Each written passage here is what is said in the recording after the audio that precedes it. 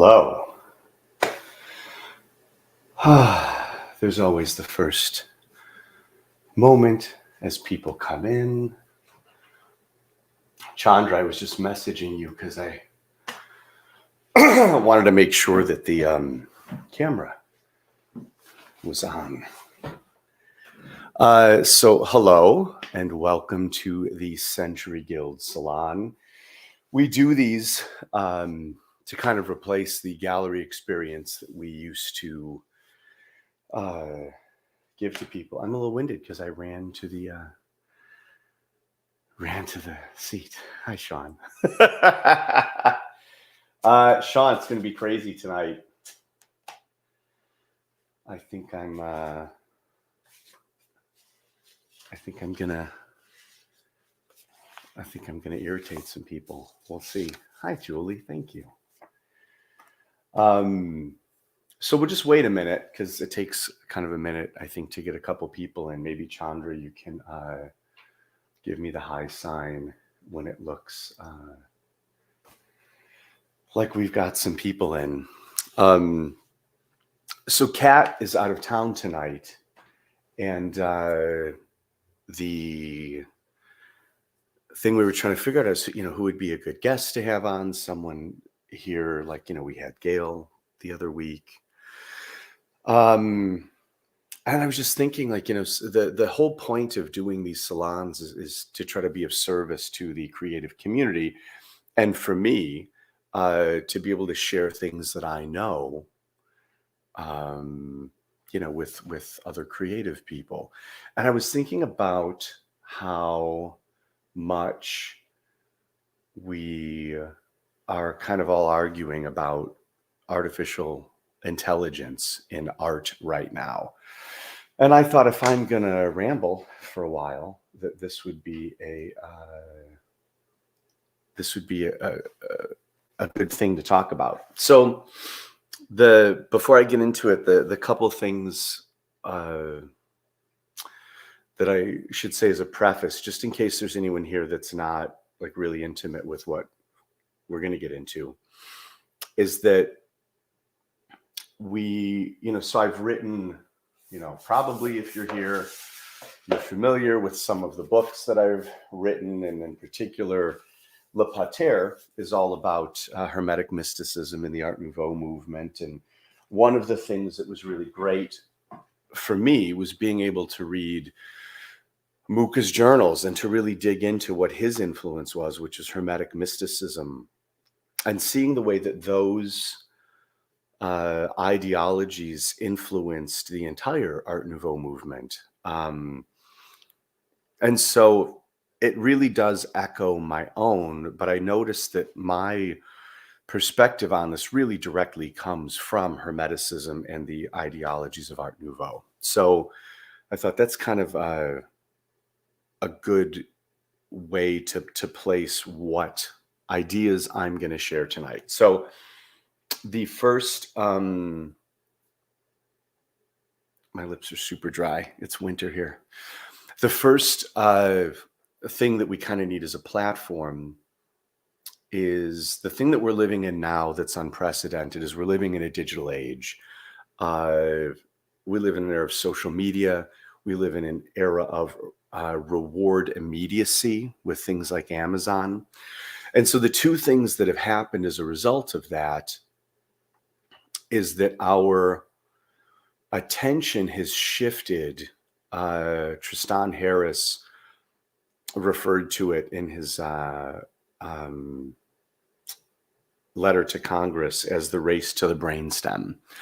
And the idea is that we are, with clickbait titles, everything is trying to make our attention shorter and shorter. I'm sorry, it's not trying to, it's rewarding.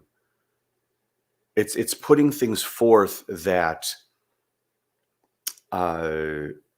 reward the reaction coming from further down the brainstem.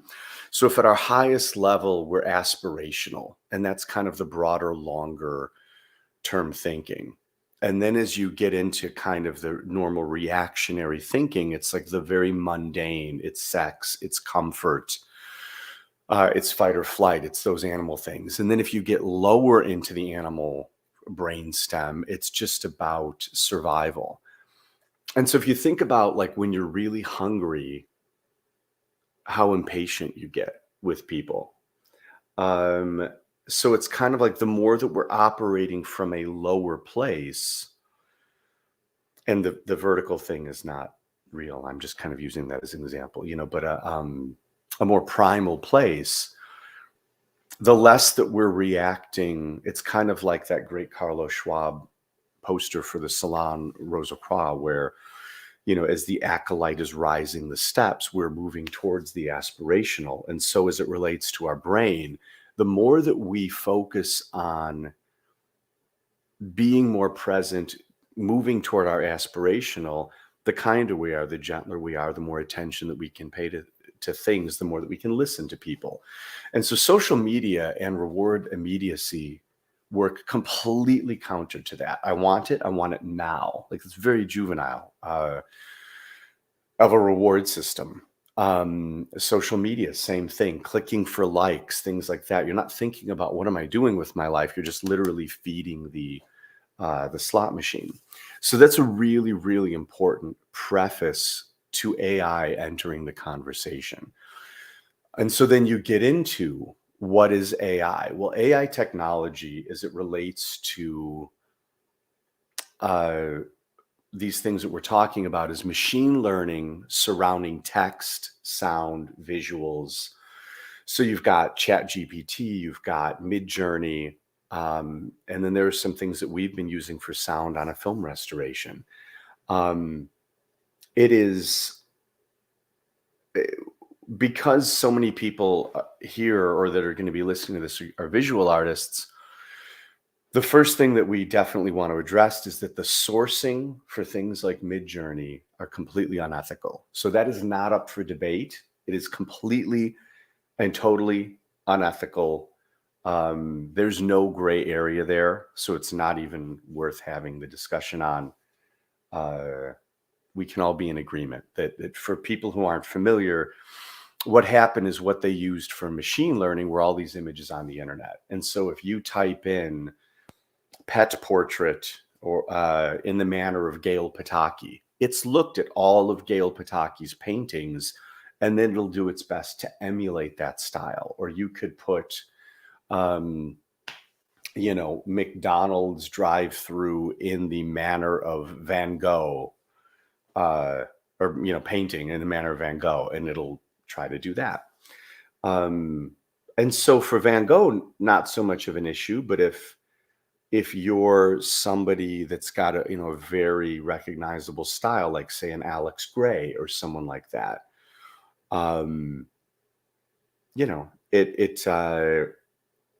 people can be aping your technology just with the click of a button. And so, most importantly, none of the people who put their images out into the world had signed up for this. So the training is unethical. Anyway, a lot of you probably knew that, but in case you didn't. So then the question is, that is the big question. And it was interesting in the poll, very few people said it was good. People were saying unsure. And of course, a lot of people think it's bad. You're seeing all over social media the no AI thing. And so the question is AI technology good or bad? Well, digital technology, as it relates to these things, social media, machine learning, all of that, in the absence of intent, I think that it's fair to say that it leans negative. And the reason is that we as humanity are kind of on this de-evolution, where the better that our machines get, the less we need to know how to do. And so social media is a great example. It doesn't have to appeal to our best selves. It just needs to be able to manipulate our worst selves. And so as it relates to something like AI and art, are we using it to take our best selves and fuel the aspirational elements to create something new? Or is it kind of a fun little thing? And so it requires intent for this to be positive. And the challenge is how do we define what the human experience is in art through the presence or utilization or rejection of AI technology? So to kind of start, I thought of this as this to me. I'm going to say this right now. I'm pro AI at this point. That said, this is what it looks like to me when someone posts AI art. I have this beautiful thing that my son had when he was little. And so here's a guitar riff.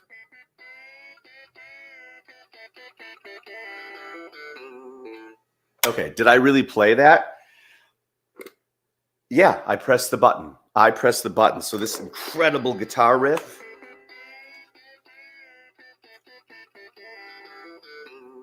I just made that. I'm a blues guitarist. No, you're not. And when you say, but I'm a prompt crafter or stuff like that, I mean, I could say that I can figure out on this thing all the buttons to press to make something happen. My challenge to you is,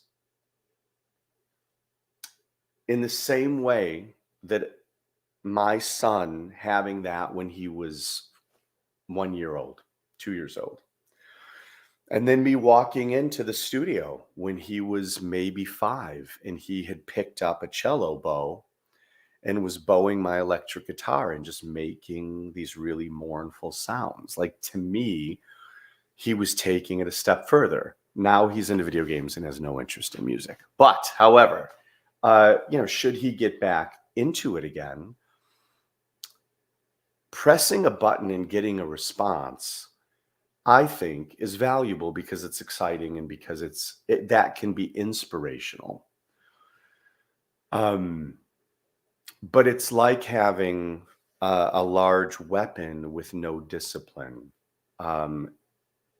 You're not really aware of what it's doing in any meaningful way, and you think it's filling in the gaps for you. Oh yeah, that's what I wanted. But it's like anybody who's a designer will talk about having clients that they don't know how to say what they want, but they know what they want, but they don't know how to say it. And it goes in that endless circle. Well, there's a maturity that comes when someone can articulate, oh, you know what I want? I want something that's very, Bauhaus in design, or I want something that looks like, a 4AD record cover from, 1996 or something. Like, you start to get these key points. But if it's just the free floating idea that you put a few words in, like, I love the Jodorowsky's Tron photos. I love them. I think they're brilliant. I think it's super cool. But it's also entertainment. Is someone going to use these things to take it further? Could you think of putting words in and finding new things that might inspire you then to do something with your own work? I think a lot about Ferdinand Knopf. Was a very famous symbolist painter, and everybody at the turn of the century was very anti-photography. And when he died, they found all his reference photos. So he was very public about, no good artist would use photography. Well, then he died and they found all his photos. But it doesn't make what he does any less powerful or important. He utilized that tool in service of his really unique vision. And so that's kind of, I think, the next thing that I think is really important, which is if you're an artist who's going to be put out of work from AI, my challenge to you is why, if AI is a closed ecosystem and it can only work off of things that pre-exist, then why, if our intention as an artist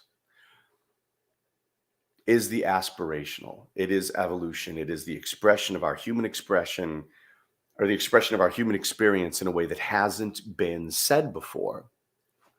So if AI is a closed loop and you could be put out of work, by the presence of AI, what is it that you're doing? My challenge then to you would be, you need to step your game up. I think about all of these completely moronic articles and the clickbait headlines and all these things that culturally we're doing. Like, we're creating this, we're fueling the race to the brainstem. We are completely riding the wave of our de-evolution. So if you're the person that's clicking on these things and you're reading these articles that are just so vapid and that they have a lot of words but don't really say anything, well, Chat GPT is better at that than a human can be. But if what you're talking about is a personal experience, then nothing digital can reproduce that. It's your unique perspective. It's a new way of looking at it that hadn't come out before. The other thing that happens is everything in our world moves through the filter of zeros and ones. You guys are watching this. I've got an old analog microphone, but it's going into a digital converter. And so in that filter is where the soul can be concealed. And so in AI technology, it's kind of like Max Headroom. An AI technology can be on the screen, can be, in an article, can be a piece of music, because it's coming through your computer. But AI technology can't be a live music experience. It can't do new research, interviews, things that would create a documentary or a book or something that didn't exist before. Again, it's a closed ecosystem.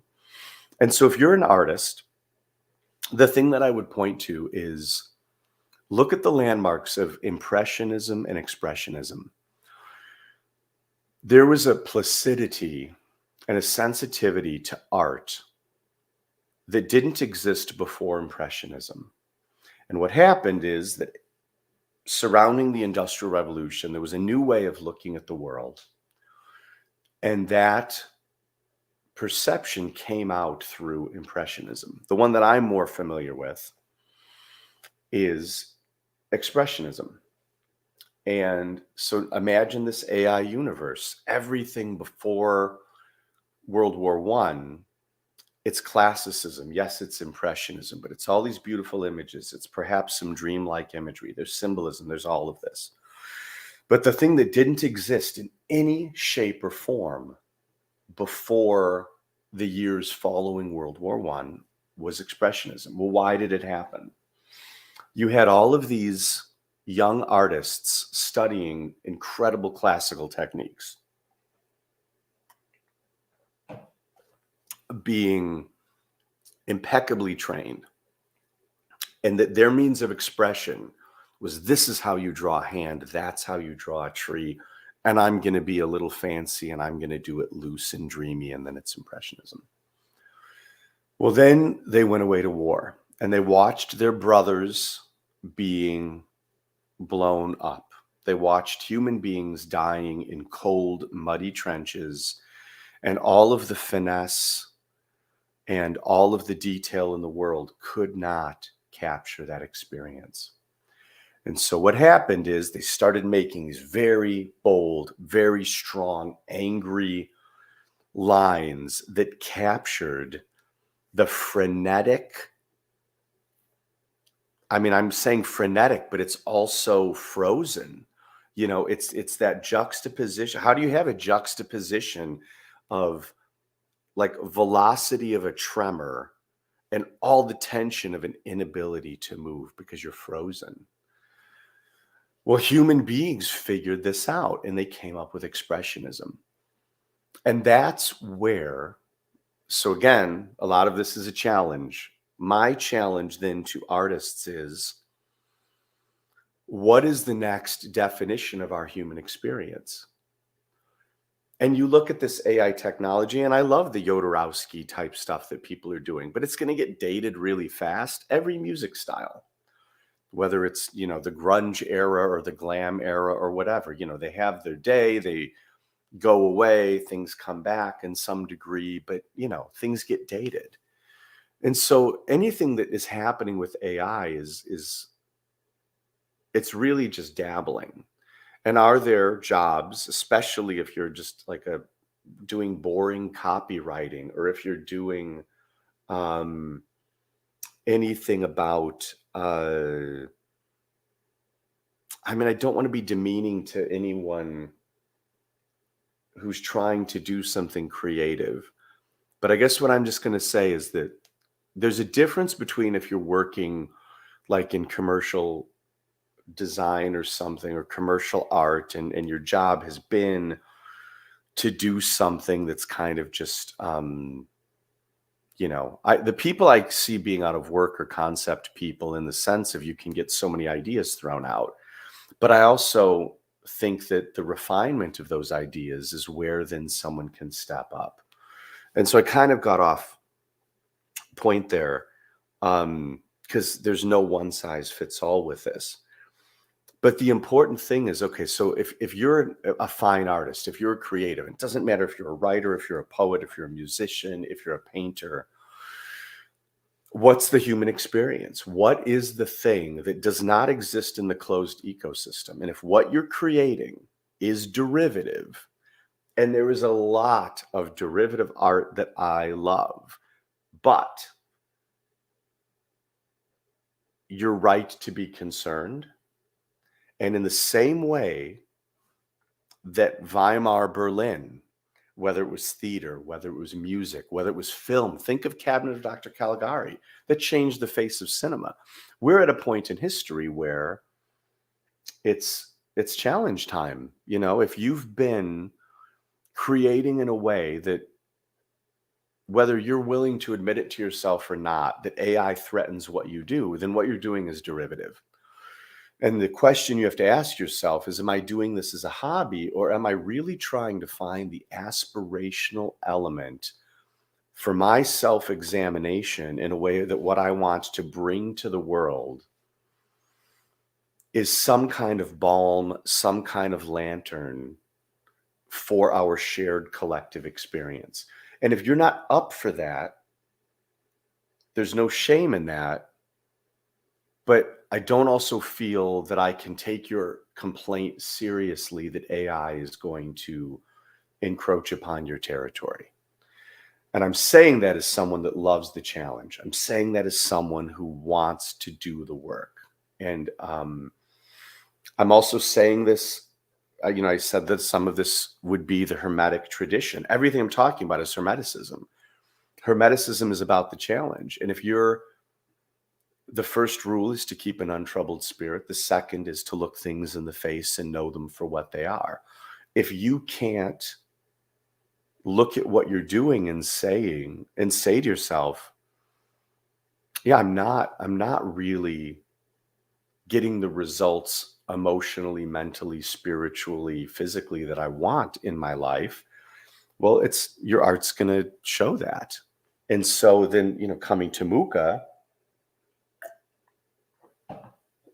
the entire point of Le Pater was his attempt to present Hermetic thinking to the world.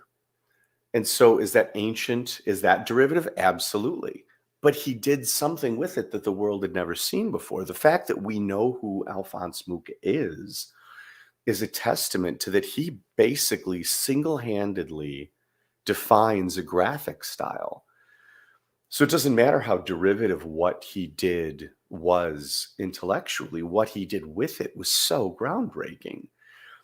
And one of the main points of it, and this is what I start the Le Pater book with, is there's the idea of the veiled mystery, and the idea that, like, the invisible college kind of revolves around this idea that if you aren't ready to do the work and you walk past this building, it's just going to look like a boring building.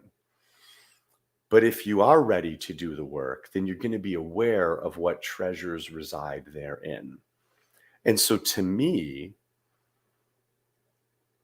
AI art is part of that arsenal. We've been working on this restoration of Caligula. We've been using AI technology extensively, and it's been life-changing. We were able to take a performance by John Gielgud that otherwise would have been completely lost to time, and multiple performances by Helen Mirren that would have been just completely unusable. But this technology has become so sophisticated that we've been able to use it as a tool to preserve these. And so coming back to that idea of AI as a tool, I'm not going to disagree with anyone that's frustrated with the presence of it, because it does lean negative. In the absence of intent, and specifically positive intent, it is a tool for lethargy. As human beings, we crave affection, attention, approval. And when you combine that with a culture that has that social media race to the base of the brain stem, and then that reward immediacy, all of these things converge to just contribute greatly to the de-evolution of our culture, our sense of community, and then, of course, the way that we react to ourselves and other people is going to be affected by that. So this is all really complicated. There's no simple answer here. But like I said, it's not one size fits all. I think that AI as a whole can be positive. I think that I'm going to use the guitar example again. If you're just using it to play, it's, it's the same thing. And you should be able to do that. You should be able to have fun. And so for people also that are really enjoying AI, that are saying, I'm just enjoying myself, I've got a level of expression that I've never been able to have before. Why are all these artists, being so pissy with me? Well, part of it is because you have people that have spent decades trying to learn how to play an instrument that are watching someone press a button and kind of applaud themselves. And to the artist, it looks a little bit like a little kid, but we're all adults. So it's kind of like an awkward juxtaposition of lack of discipline with immense power that wasn't earned, to sound like Malcolm Ian from Jurassic Park. And then on the other hand, I would say to creative people that are down on AI, that I don't think there's anything wrong with people playing with anything that makes them feel that they're moving closer to an understanding of the ways that they want to express themselves. And I think the challenge then that's in the middle between those two camps is, where do you go from the frustration? If you just play with AI stuff and you never figure out how to really take it further, it is very, very masturbatory. Like you're not contributing anything in any way culturally. And then on the other hand, if you're an artist that's not interested in using it, that's fine. But there are a lot of artists that I respect. Aaron, my writing partner, has been using it for some creature designs just to kind of get his brain moving, and he's done really cool stuff with it. I think that's fantastic. I'm kind of at the end of, I could talk for hours on this, but I see a couple things. Derivation alone is not a flaw. And I think it's lazy criticism to just use derivation as a dismissal. It's derivation without self-awareness, accreditation, or execution that bothers a lot of people. Yeah, I mean, I don't want to keep picking the guitar up all night, but that I do feel that. I feel like you're pressing the button, you're hearing a riff, but you don't know that it's a blues riff. And then a guy who's a guitarist is like, it's a blues riff. You're saying I just invented this thing and you didn't. And so I think that a lot of people that are using AI um, that maybe aren't adept in art, even if they think that they are, and they say, hey, I've been working on this, but this takes me to the next level. Anybody who's watching this that's an artist knows how many countless hours in the books that you read and the studying that you do and everything to get to a point where you do know that that's a blues riff. I remember being in high school and hearing George Michael play Faith and thinking that was groundbreaking. And some guitarist I knew being like, it's just rockabilly. And I was like, what's that? So yeah, I mean, like, I get it. But yeah, I agree with you completely, Sean, that it can be frustrating. But coming back to that idea of community, I think what I'm trying to think of is like, I don't want to just be unkind to that person. I want to say that's great that you're having this experience. If you really want to call yourself an artist, you've got to dig deeper. You've got to do more. You got to do more with it. And then Chet, oh my God, talk about the opposite end. Chet Sar, you're brilliant, dude. I love you as a human being and an artist. Part of it is because some of the AI artists are calling traditional artists paint pigs and draw slaves. Laugh out loud. It's like calling people like straight people breeders and stuff like that. Yeah, it's crazy. Like the tools that they're using now to defend the opposite side of it. I guess it's both the same side. The tools that they're using are from the people that spent decades being draw slaves and paint pigs. That's the part that, it's really hard because people, like, especially things like comic art, people have moved to tablets. I'm watching my son draw with a tablet. And another thing, this could be a whole other topic, but the deviation I see there is that it's that filter of ones and zeros again. I was at the Getty Museum not long ago, and I hadn't been in a museum in a long time. And I went to look at the Rembrandts, and it knocked me over. And I had been looking for so long at the lithographic posters. And I'd been looking for so long at, just the stuff that I have in my house or the things, books, things like that. And I was like, God, the luminosity on these paintings is just otherworldly and unrecreatable.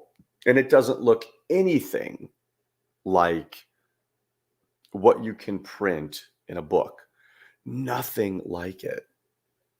And then I was thinking about how much our culture has shifted so that people's relationship to things is through platforms like Instagram. And I've been thinking about how many artists I've seen where their work looks great on the internet, but it doesn't look good in person. And I feel like the younger generation or the newer generation of people who are interested in art are being done a disservice by their interaction with art that is not as technically viable. Another example is there's an artist I can think of that their work looked really good, really small. And then you saw it in person and it just didn't quite hold up. The line work didn't hold up if it wasn't shrunk down. And you can become very popular. You can have millions of followers. And the work doesn't need to be good in the same way. It doesn't have to run the same gauntlet that it did 30 years ago, when we all lived in organic space and had to look at things. And it's kind of the same thing with music. I'm never going to get to see Queen live, but I love watching the concert videos. I love these, I watch a lot of stuff like that on YouTube, but I don't think that I would really understand how good they were if I hadn't seen so much live music in person. because there's a smell, there's the physical experience of the air moving that you then can extrapolate to kind of fill in the blanks. But it's almost like if you grew up in a laboratory or something, you'd never know what it was like to feel that wind of an amplifier or, walls of speakers. And so I think that about visual art, that when people are really getting excited about digital painting, I think it's really hard for someone that has experience. Like, you can't go look at a Rembrandt painting and then go look at some digital art and not on some level be disappointed. What are your thoughts on its commercial application in regards to how it can extract the time, energy, and materials of another artist and replicates it with minimal time, energy, cost, or skill? I mean, one of the things that I said early on in this is that the sourcing is unethical. That's not even remotely debatable. I don't think that anybody on the pro or con side that's got half a brain would look at the fact that there are no terms of service. I would also say look at when you look at all the ads at the bottom of any internet page where there's a picture of, like, I don't know, Matthew McConaughey, and it's a thing about, like, the aging secrets that they don't want you to know or something like that.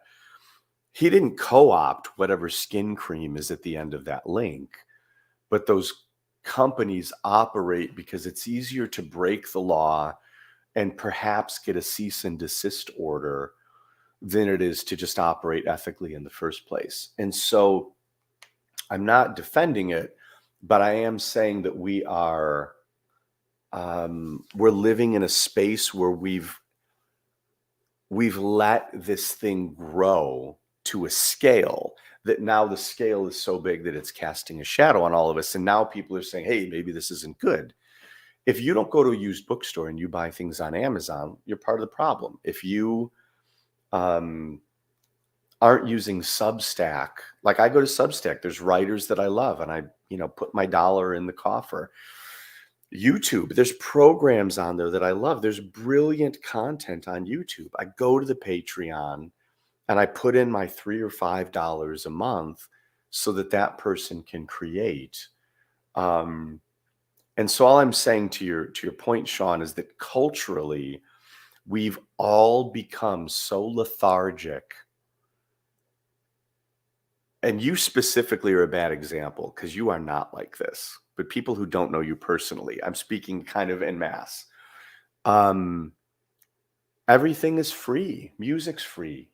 Television's free. Everything's free. And so we don't place any value on art. On a societal level, in Schindler's List, there's a man who's being put forth in the line, and he's a history and literature teacher. And so they're going to shuffle him off because he's a non-essential worker in that ecosystem. And I was thinking about, like, imagine if our criteria for choosing leaders were people that were historians, that were literature professors, things like that. Like, we would have a completely different culture, but we don't. We choose people that want to run the gauntlet of seeking, the attention and approval and affection of the lowest common denominator of people. And in that idea, one of my favorite ideas is the idea that great art doesn't meet you halfway. And there's a quote by Schiller in Klimt's Nuda Veritas that says it is, I'm going to get it reversed. I can't think of it. I don't remember which way it is. But the point is that it is bad to make art for the many, that it is important to make art for the few. And the sentiment that Schiller was trying to get across, that Mucha then did this artwork, this painting of a naked woman holding a magnifying glass. And the idea was that, what are you examining? What are you studying? Again, back to the Hermetic traditions. the idea that if you've created something that everyone can agree is great, think of what that mountain looks like. You've just appeased everybody, which means the people that are just being reactionary think you're good too. And then as you get up the peak of the mountain, if you climb the stairs as the acolyte, um, there are fewer people the more you proceed up there. And so the idea is that great art resides at the top of that staircase, and that it is meant to be a challenge to people to ascend that staircase, to use the magnifying glass, to look at yourself. And this is a cliche. If you don't do that work, the only person you're really lying to is yourself. I mean, how many stories are there of rock stars that everybody thinks are wonderful, and at the end of the day, they turn out to not be? And, people that are wonderful that don't seek accolades that we never know about. It's all internal. It's all personal. Like, at the end of the day, we're all alone, not in life, but in our heads. And so what do we do with that experience? I think community is so important. I think that we neglect that immeasurably. And I think that social media harms that. I think that there's so many great things about social media. There are wonderful people, I think most of whom are here tonight, that I love talking to in that way that I wouldn't have met otherwise. But it also can be a detriment, in the way that social media with its algorithms will attempt to polarize us. And so, that all then relates to art, just in the sense of, what's your intent? What's your intention? And yeah, I mean, I could ramble on that. How do you relate what you are saying to reproductions of Mucha's lithographs? Reproductions of reproductions. Do you mean like if it's a copy that's like an object like someone would hang in their house? Or do you mean someone copying that style? If it's the style, I have no problem with it. But again, if you're put out of work by the AI thing, which I don't think you would be, but I mean, I don't have any problem with that. It is what it is. And also too, it's like, are you doing it for yourself as a hobby? Are you doing a band poster that's kind of a community thing? Or are you really trying to do something that's self-expression? And if you just mean in terms of like copies of things that are for sale, I think reproductions are great. They don't look like the original. I think having originals is way, way better. But I love books. I grew up surrounded by prints and posters and things like that. I think it's fantastic. And I don't know if I answered your question, Miriam, but thank you. And then, so Sean, what were contemporary artists' response to the theft, reproduction, and resale of fine art posters? This is where the term ripoff artists originates from. How does that potentially relate to AI? I think I'm the one that told you that that's where the term ripoff artist came from, because that's not common knowledge.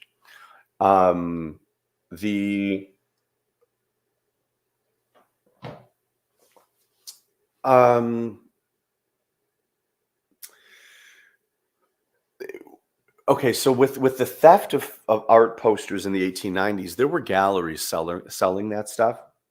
If you were Alphonse Mucha, you had a relationship with your publisher, Champenois, had a relationship with La Plume and the other galleries, and your work was being sold ethically, and all that was fine. The guys that were following behind the poster hangers and taking them off, can you imagine how terrible that poster looked with animal glue all over the back of it? So it wasn't a real competition. It would be the equivalent of, I guess, like, I don't know. I can't think. I was going to make some like cassette tape thing, like, it'd be like someone burning DVDs from, 480 pixel compressed YouTube videos. It wasn't the same thing. They were so damaged. It wasn't, if you were a real Mucha collector, you'd be buying the Mucha on silk or something like that. And then how does that potentially relate to AI? Again, I think, it's like Joe Rogan posted a thing that was copying an Alex Gray style. And he said, wow, this looks cool. Well, I mean, I looked at it and I was like, that got everything about the color and idea of what someone who doesn't know anything about art would think Alex Gray looks like. I've been in front of Alex Gray's paintings and they're mesmerizing and they speak to me to a transcendent experience. And I believe that they are beautiful and important works. And I think that the AI copies, I don't know, man, it looked like some 15-year-old kid kind of copying it. Like there's no human experience there. There's no sentiment of, what is the interconnectedness of our spiritual selves to the universe and nature and all of that. Like this is, I think, what it is. The content to me is not the ones and the zeros of the pixels and the lines. It's the message. It's the point of the story was completely absent. And so if that's all somebody sees, then yeah, they're going to think AI art looks great. And so same thing, kind of like, I love the Jodorowsky photo stuff. Well, it works because we know what Tron is. We know who Jodorowsky is. We know what these contexts are.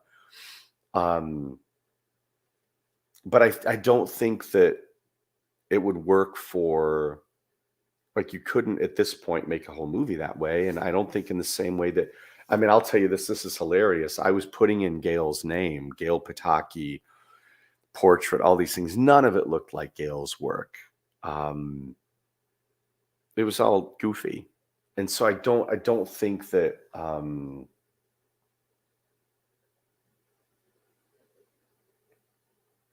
I don't think that someone that's going to want like an original Gail Pataki painting or an original piece by Alex Gray is going to be fooled by that. Even if, I mean, one big thing in AI is that the fingers are all funky. Even when the fingers get better, even when things get better and better and better and better, it's like, again, what's the message? What's the sentiment? Chet just said, I haven't been able to get a good ripoff of my own stuff yet. Yeah. I mean, that's another example. Like what,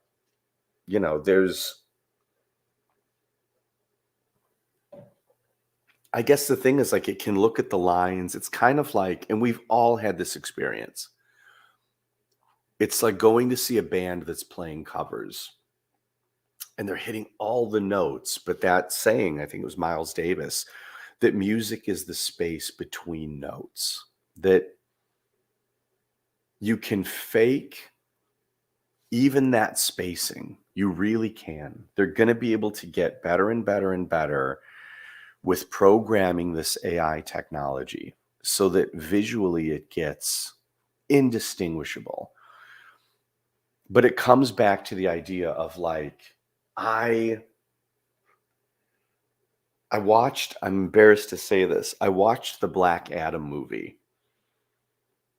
And it might be one of the worst movies I've ever seen in my life. At least Caligula was interesting in its terribleness. This movie was written by committee. The whole thing was just so ordinary and vapid and uninteresting and just like trying to be everything for everyone. And in the end, to me, being the equivalent of, I don't know, elevator music or something. And yes, lots of people watched it because we're all stupid. We're all dumbing ourselves down to just wanting that moment of entertainment, but it's like, what, we're doing it. We're doing it to ourselves. And so I feel like for the most part, that's where I put AI, is that I've seen some beautiful, beautiful things come of it. I played with it a lot extensively the last month, kind of getting ready for this. And I made all kinds of really fun images. And I had Kat rolling on the floor because I was making up stories, telling her what it was in the thing. But the part of it that made it interesting wasn't just the image, it was the way that I was able to make her laugh with my character names and the stories and all of that kind of stuff. And I don't see how, especially with as boring as Chat GPT is, I don't see where the narrative is going to be able to ever, again, it's always going to be derivative. And like Steve just said, it's offensive to think of AI copying Alex Gray, a soulless copy of an attempt to portray the soul. That is spot on. That when you think about who and what Alex Gray's art is, you can't make it look like that without, I'm sorry, you can make it look like that. But without that subtext, without that like real understanding of why the lines are where they are, it's so vast and it's so infinite. So, I think that I'm way more pro AI than I would have thought that I would have been. I definitely think that if people are playing with it and using it, I think that's fantastic. I think that it's good things can come of it. But I also think that the challenge is important. I think that we need to look at ourselves. Are you buying your books on Amazon all the time? It's okay that it happens sometimes, but if you pass a mom and pop bookstore and you don't go in, well, you're part of the problem. If you love art, but you never buy a painting from someone or a print or a book, if you love music, but all you do is listen on Spotify and you don't actually buy the disc from the artist or buy the t-shirt or go to their concert, well then, like, again, we're reaping what we sow. We're getting what we deserve. And so my challenge then is, if you're someone creating with AI, that's the first step. I applaud what you're doing. And if you're a designer that's using it and you're putting a lot into it, and you already know what I'm talking about, then this isn't directed at you. If you're somebody who thinks you're the future because you're skipping the steps of having to learn these decades of discipline, I'm telling you that that's not a path that's going to get you where you want to go. Like, it's not in line with what the benefits of discipline are. And then on the other side, if you're an artist that's really, really upset about it and believes it's the end of civilization, I would say the issue is completely surrounded in our reward immediacy and in digital technology space. It's not AI. And that if your job as an artist, or not job, but your presence is threatened by it, then I would say look at Impressionism, look at Expressionism, and say to yourself, well, what's next? Like, this is my challenge to up the game. After World War I, all of those artists, like when you look at Cabinet of Dr. Caligari and you look at George Gross and you look at what was happening at that time, it changed the world for them to find that new space. And I really feel like that's where we are right now with this. I'm really excited about it. First, I hated Black Adam too. Thank you. It was bad. It was bad. Do I think AI will evolve and produce artificial music? Yes. I heard a U2 song that sounded like a YouTube bootleg. You couldn't make out any words, but it sounded like someone had a cassette deck and had recorded U2 jamming. But I would come back to that idea of, like with Alex Gray, if you're a band that is so derivative of yourself that you could be predicted in that way, then it's not really, it's not art. It's not. And I guess the reason I'm just kind of hesitating is I'm thinking about how um, Nick Cave posted a thing in his Red Hand files where someone sent him, they'd asked ChatGPT to write a song in the manner of Nick Cave. And of course, he said it was terrible. And you look at it and maybe there's some phrases that sound very Nick Cavey. But the point was but it wasn't him. It wasn't conveying an experience.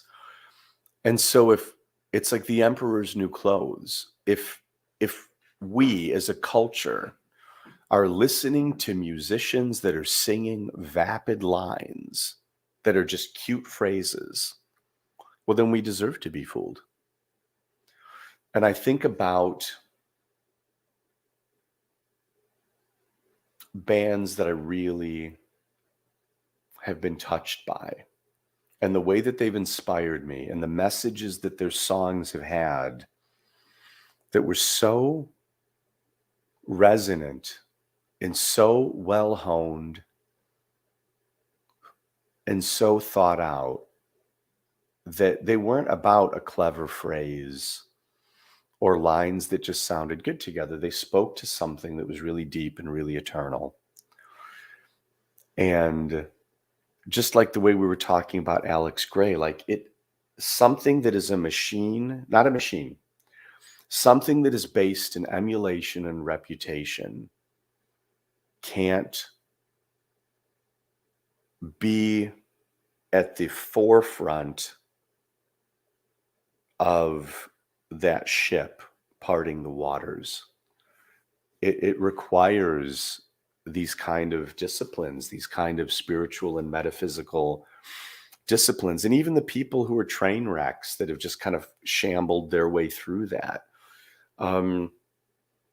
It didn't mean that they weren't living on the edge in a way that brought them there, that they weren't able to articulate these things that were really deep and meaningful. And I've been listening a lot to Suede recently, and I just think about some of my favorite songs by them. And they're not about the turn of a clever phrase. They're about like the way that the entire thing is laid out and a really complicated interplay of sentiment that holds up. I think this is the big thing. Great art not meeting you halfway. It holds up to intense scrutiny. And so, like the movie Chinatown, the reason that they teach that as a perfect script is because the more you read it, the more you watch it, the more you read it, the more you watch it, it just keeps getting better. Black Adam, on the other hand, is not, nothing like that holds up to scrutiny. It doesn't. You can't watch it multiple times and not just each time think it's more inane. And think about that with music. Think about things you love when you're younger. And then when you're older, your connection to it is really based in nostalgia and not the quality of the work. And so that to me is another big chasm that AI will never be able to fill. And it's after time, so I need to wrap this up. But the caveat I need to throw into there is Dadaism. David Bowie, excuse me. David Bowie used to write his lyrics in the Dadaist manner. He would open the newspaper, go to a page, write a sentence down, go to another one, do another. And then from that, he would start to pull things together. The Dadaists, Tristan Tzara, would just literally pull words out of a hat and read it, and that's the poetry. And then we find the meanings in those things. And so there is part of the artistic experience, which is kind of like that. Is it glossolial, where the language, it's like the Cocteau Twins language, where there's no words to it, but we find the meaning in it through connections that our brain makes. That is a caveat, but that is a narrow part. You can't compare Cocteau Twins to Yesterday by Paul McCartney. Both brilliant, but very, very different. And so you can't compare Rembrandt to, I don't know, I'm trying to think of a visual equivalent, a collage artist or something like that. Collage art's extraordinary when it's done well. But they're just different. They're different practices, and they're different art movements that can be different things for us at different points in our development. And sometimes even just in the course of a day, different things. Really quickly, let me, I'm a traditional artist. I work in oils on canvas. What am I saying? Canvas and panels. I'm not young. I've seen all sorts of threats. AI is the latest. It's fun and trendy. I'm not worried. Yeah, I mean, I love living in the real world. I love it. I love looking at paintings. I love seeing charcoal on paper. I love it. I love watching people draw. I love watching people paint. I don't get that when I see someone scribbling on a tablet. I personally think that artists that are working digitally in the long term are doing themselves all kinds of disservices, and I'm sure there's other people that would disagree. But for me personally, I think it's focused on the end visual result, which misses. It's kind of like when you think of overtones, like when you hit a chord on a piano and the wood's resonating. The microphone's too close to the source with digital art for me. I feel like I just see flaws, not flaws. I see a lack of flaws in it. That's what it is. I see a lack of chaos that gives it like the patina of excitement for me. Anyway, that's a whole other. Great art has to have a special magic. I don't think I will ever. I think it'll be able to. Is that chat that wrote that? I think AI will fake it, and I think that, man, you and I both know there's a lot of people that will think they see it, and that's like, to me, that's kind of where the call to arms is. I think that we need to demand more of ourselves. I think that we need to deliver more. And I think that we need to encourage people to demand more. I think that, like, I'm saying this to you, chat. I love that you do those physical shows. I think that people have to see art in person and get it off of Instagram.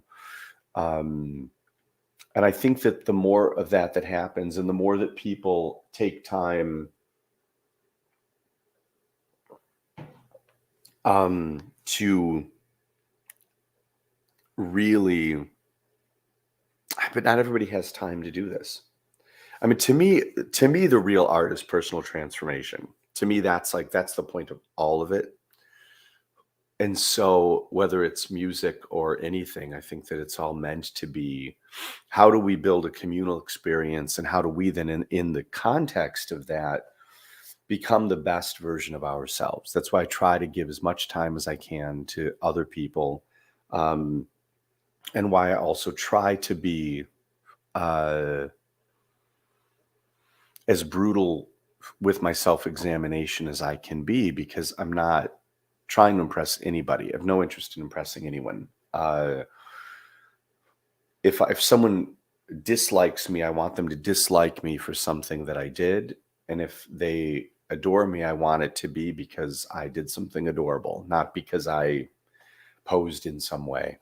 And so, that's a lot of these discussions about art. That's what it wraps up in for me. And that's why the human experience is such a big part of it. I feel like we've gotten away from community. I feel like we've gotten, we complain about everything, but like, how often do people just say, wow, I think what you're doing is great. Oh my God, I love what you're doing. And I'm gonna put $1 into your Patreon every month. I'm gonna do this. I'm gonna encourage the change in the world that I want to see. I'm gonna encourage shaping a world where whatever it is, if you adore teachers, if you adore, I don't know, carpenters, that you do things to kind of make sure that those realms are respected and perpetuated. I don't know. I could keep going. I know we're over. I'm sorry. uh, Someone put Trent Reznor's music into an AI. Yeah, I mean, you can fake anything. Somebody did that with the Beatles, put all their music in and got it where it could fake. Like if you said, give me a Beatles song from 1968, and it kind of sounded like them. But, which to some degree is cool. Like, man, there's bands like Crowded House that I really enjoy, but I wouldn't call them groundbreaking. But Neil Finn's a great lyricist. He's a great lyricist and a great singer. And so it doesn't need to change the world because it changed me. There were points where I was listening to his music and it made me feel like I understood something about myself. So it's not, to me, derivative isn't a dirty word. I think it's just coming into play right now because, like, if you're a songwriter, I don't think you're going to be able to be a band like Crowded House in 3 years. I don't think you're going to be able to be a band that's kind of Beatlesque, because someone wants a Beatlesque song for their TV show just playing in the background, they're going to be able to just plug it in and get that. So now the question is, what were you using music for? Well, because I love the Beatles so much. But why? Why did you love the Beatles? Well, because I heard them when I was this age and it did this for me. But what is that thing that it did? Like, it's like you have to keep going deeper. What is that thing that it did? Well, it made me feel loved. It made me feel loved at a time when I didn't feel lovable.